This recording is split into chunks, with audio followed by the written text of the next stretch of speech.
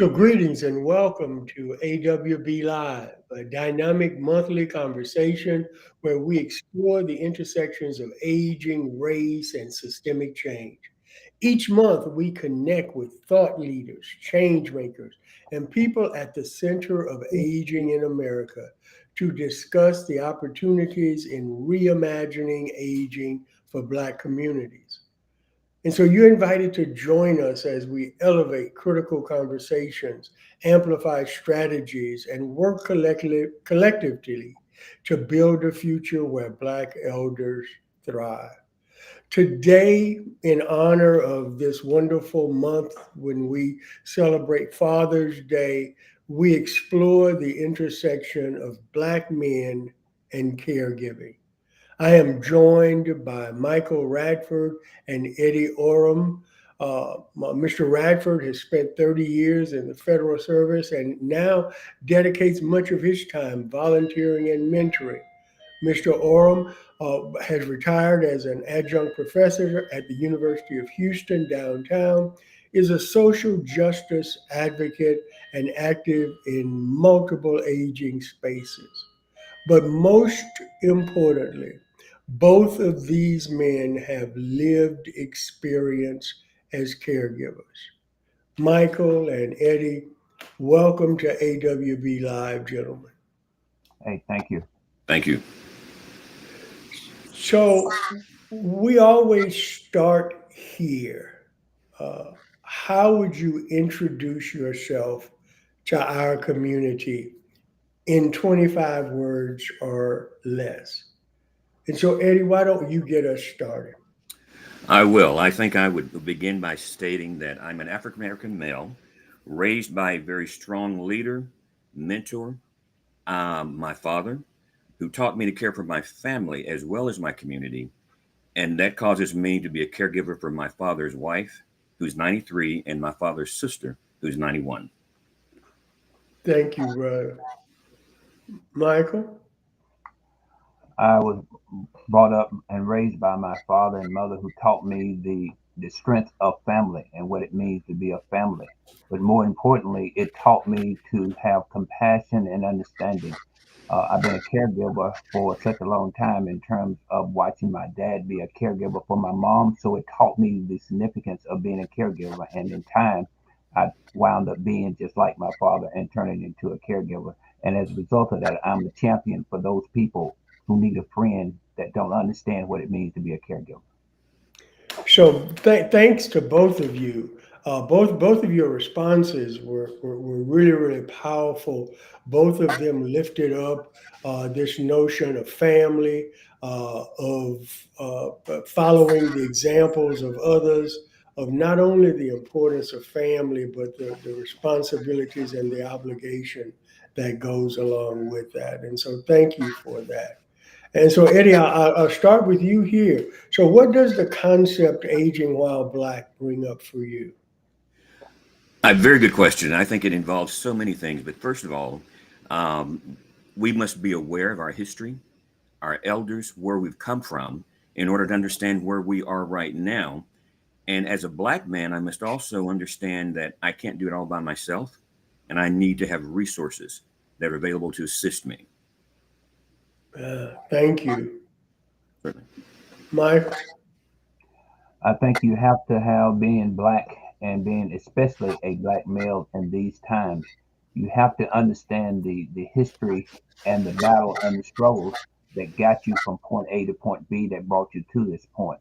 But more importantly, I think people have to be willing to do their research and learn as compared to looking at uh, what they see on some of the social media networks in terms of that's the way it is. But most importantly, they need to learn how to do their own research and formulate their own opinions based on facts. So, both of you brothers uh, just landed right in the middle of the third pillar of aging while Black is leaning into Sankofa.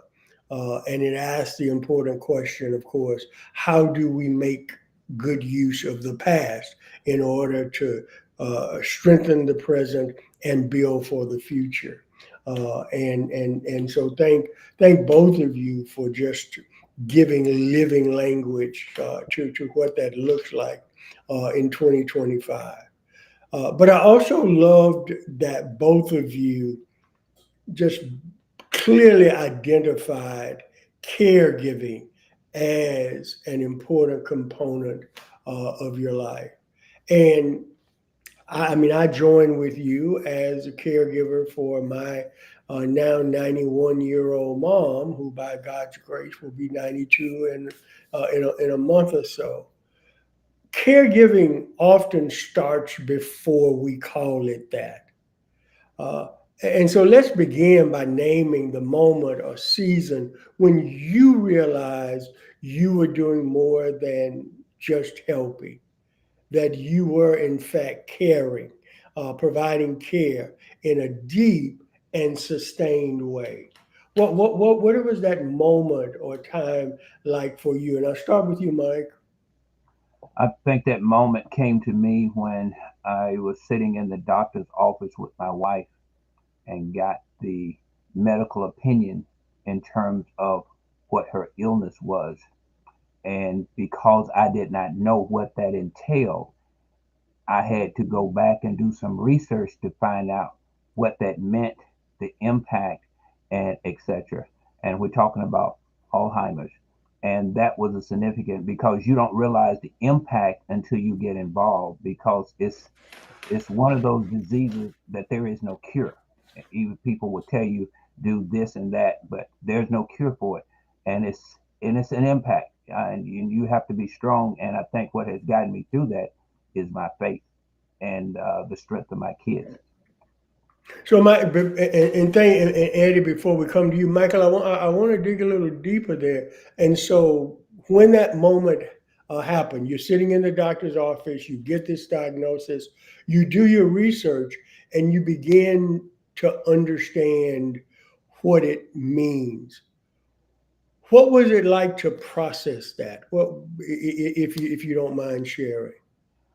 I think the first thing that went through my mind, you had to go back and you asked the question why, because you heard that saying, why do bad things happen to good people? Yeah. And then you start looking as to what are the next step, because with that you actually watch the digression. And the hardest thing is accepting that in time you're going to lose that person twice. Once when they lose their mental capacity, and the second time is when you transition. But what makes it hard is the fact that you realize that you're in a world of uncharted territory, and you have to do research. But more importantly, you have to not be afraid to get second and third opinion to make sure that you're getting the right information from the medical profession, because that makes a difference. Thanks. So, Eddie, what was that moment or season like for you? It was very interesting for me in that my grandfather had Alzheimer's. So when my aunt began to develop the signs of it, I had a little bit of knowledge. But it really hit upon me when I made the decision to ask my aunt to come and live with me and to move out of the family member's home that she was in. So I felt that she could get better care. And with that, I had to, as Michael said, learn about the disease. So I actually joined the Alzheimer's Association so I would know how to best be prepared. I had the concern, I had the passion. I didn't have the knowledge and skills that I needed. So I had to go and find that.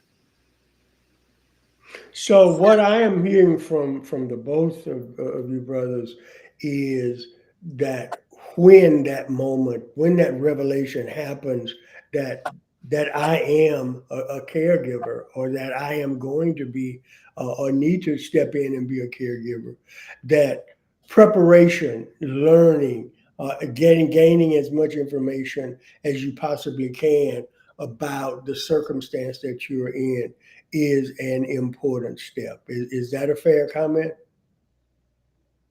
I think so.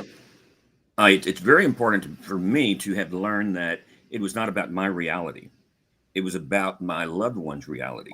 So I had to change all of the kinds of things that I believed as a man. I can solve it on my own. I know the disease.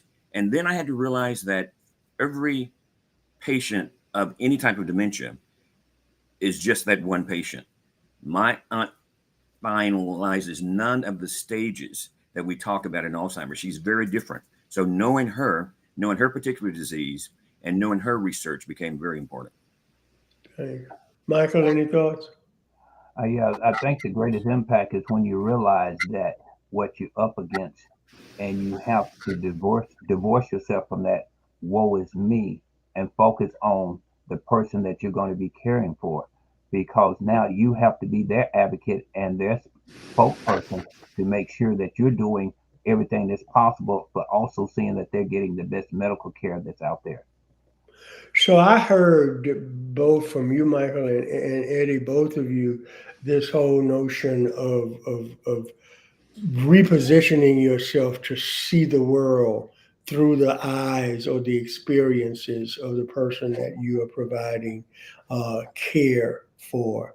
Michael, I'm sorry, Eddie, I loved your phrase that it wasn't about your reality, it was about the realities of your loved one.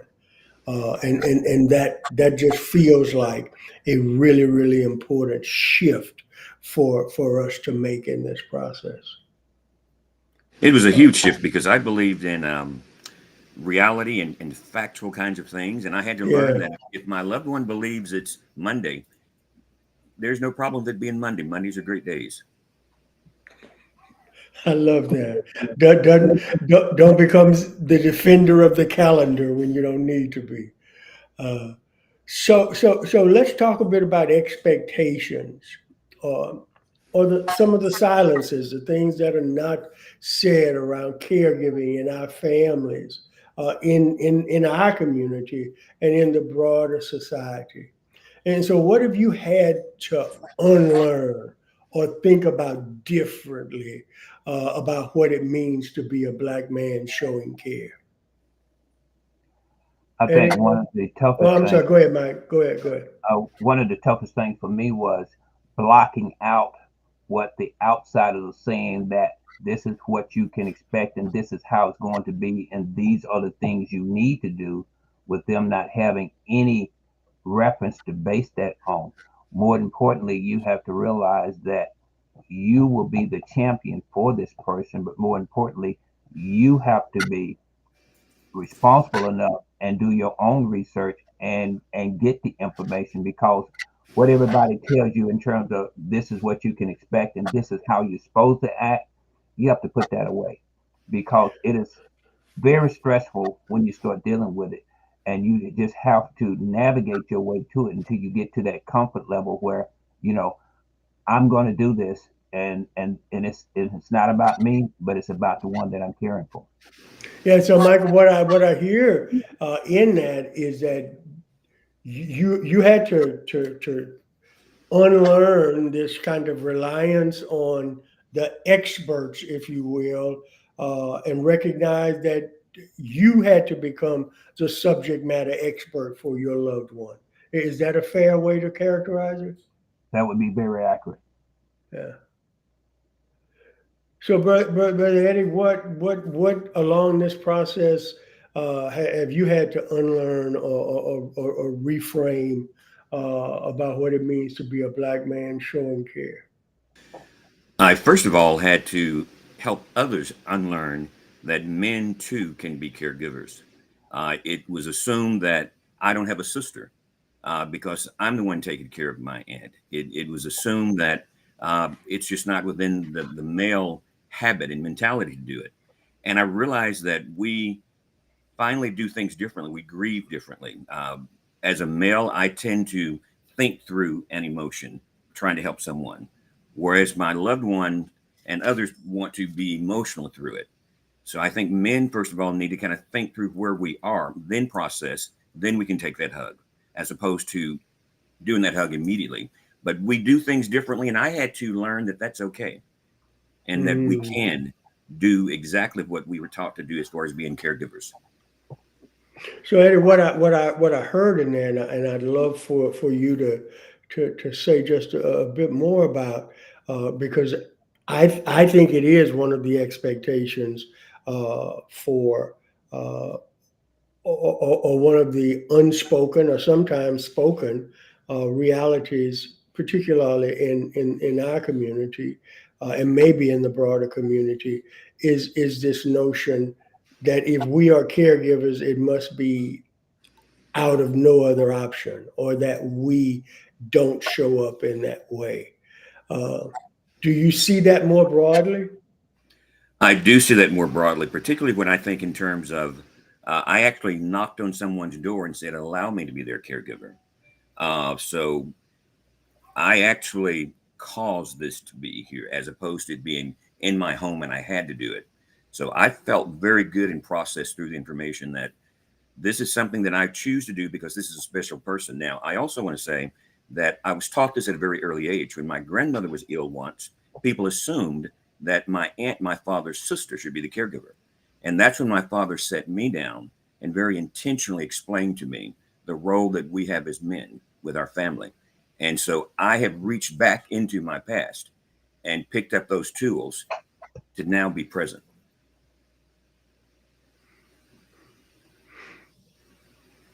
So I'm wondering, in 2025, there are certain spaces in which this notion of the man having a responsibility for his family, and showing up in certain ways to make certain everybody is well and cared for, uh, is seen by some folks as toxic, uh, or overbearing.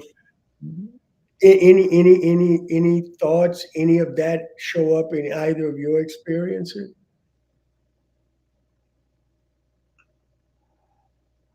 I know when people found out that I was a caregiver for my loved one, a lot of people would ask me, "Why are you doing it?"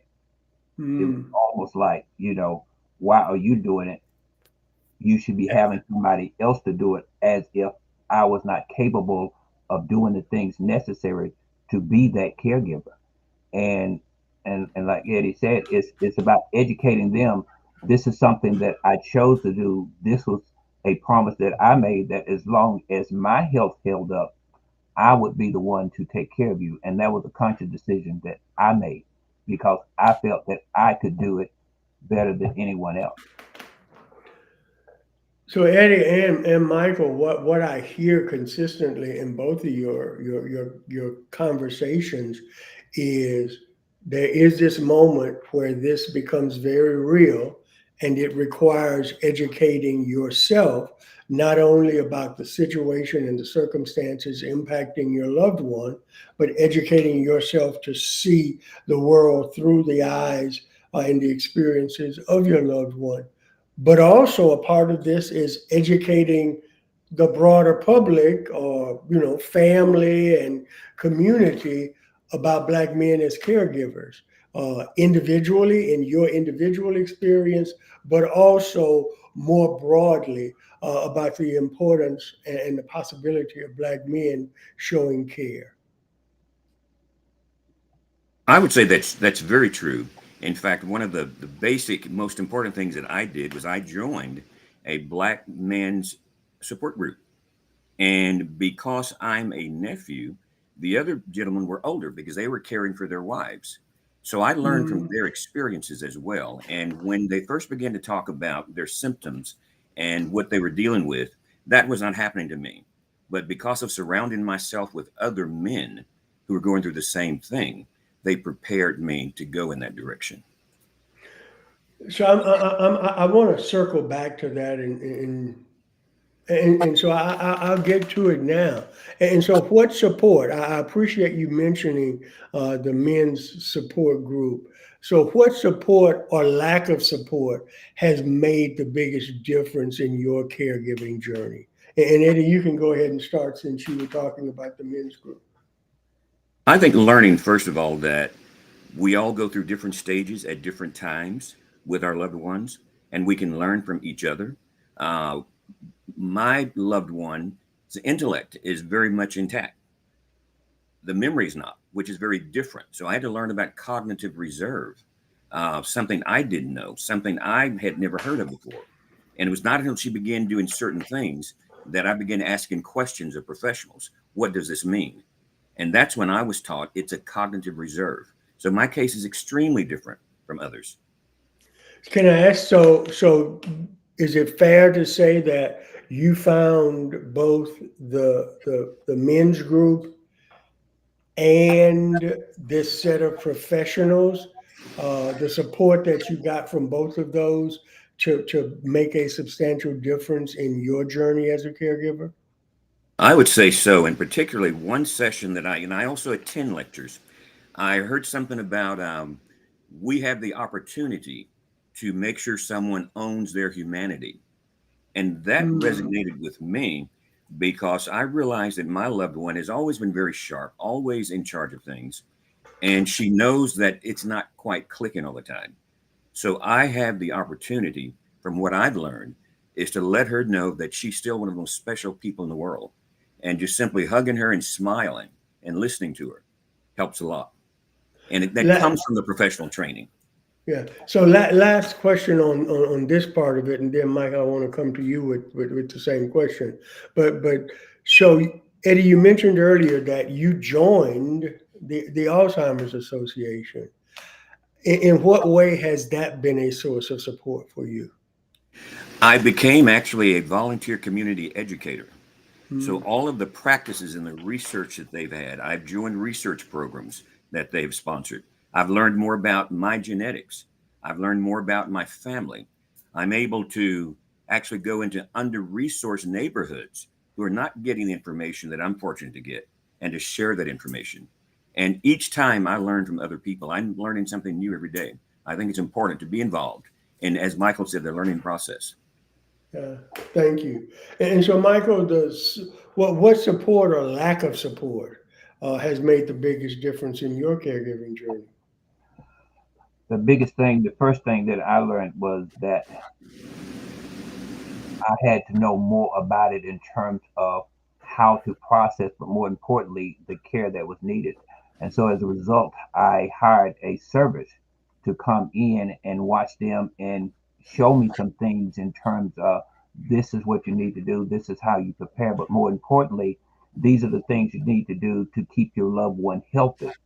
Uh, and so those are the things that I learned in terms of every case is different.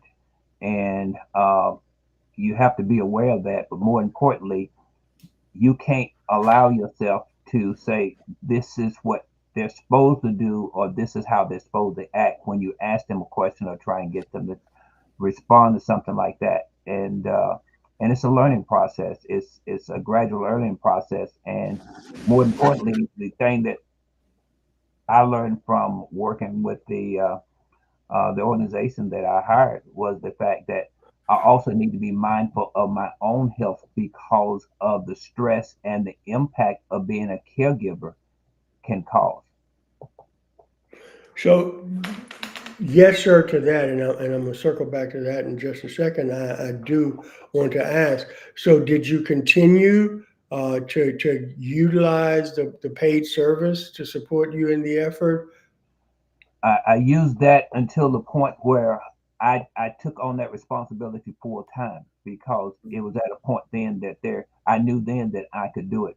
The only time that I would use that service was when I had to go out because one of the things that I learned that was impressed upon me, you still need to allow some time for yourself where you can get in that zone and build your mental capacity back up. You need to make time for yourself. My passion was going out running and walking. That was my time for me to re-energize myself for the things that you have to do on a day-to-day basis in terms of being a caregiver. So I thank you for that. I hope that there is someone who will watch this conversation who will recognize that I can, if my resources allow, I can hire professionals, but not just to come in and be a caregiver instead of me, but I can learn valuable lessons and they can support me in my role as a caregiver. And so, thank you to both of you. So based on being a caregiver, beyond this responsibility of caring for your loved one, has being a caregiver changed the way you show up in other areas of life, and has it stretched or deepened your sense of self as you have gone through this journey? I can certainly respond to that. I have learned that number one, I sought out a therapist to help me to become a better caregiver when I saw myself becoming frustrated. And I learned that there are no boundaries that I can set for my loved ones who have Alzheimer's or dementia. Um, I must look at, I'm doing this for me to be a better person. And I learned that when I'm frustrated, it's because what works best for me is that I want to have my best even better. And Yeah. I feel very good about that. So has it stretched you or caused you to have a deeper sense of self in any way, Eddie? It has, and it's caused me to also spread the word to younger adults. I involve my adult children because if they see what I'm doing, then they will be better caregivers in case they are caring for me. But I Hmm. now know who I am, why I'm doing this, and I realize that I'm a much better person as a result of having loved ones in my life that I can give back to. So, Michael, how has if has it changed the way you show up in any other areas of life, and in what ways has it stretched or deepened your sense of self? The way it has impacted me, it has given me more compassion and understanding when you deal with it, especially when you meet someone who's going through some of the same things, to sit down and talk about lessons learned. These are the things that you can do that work for me. They may not work for you, but these are the things that work for me. But it taught me to focus when I talk to an individual to say, hey, you're doing two things. You're being a caregiver, but you also have to maintain the care for yourself. Because if you're not taking care of yourself, you will not be able to take care of the one that you're taken care of, in terms of you still need to focus on your own personal health so that you can still be the caregiver that you need to be. Yeah. So, brothers, before we wrap up, there's one last question I want to ask you about Asian Wild Plot, but I just want to give you just a moment. Uh, what's one thing you would say uh, to a brother out there who is beginning their journey as a caregiver and they're looking for what they don't know? They don't know. Uh, what's one word you would, well, not one word literally, but what's one thing you would say to them? Eddie, I'll let you go first. I would say certainly educate yourself to that particular need that your loved one has. There's research, new research every day with Alzheimer's, and we need to be aware of it such that we can utilize it in our families, even knowing how to communicate with our loved ones because our personalities are different and there are ways to ask questions. So educate yourself to be a better person for you and your loved one. Michael, your one word to that brother who's at that moment and realizing they're a caregiver and don't know what they don't know. The one word that comes to mind is an understanding of two things.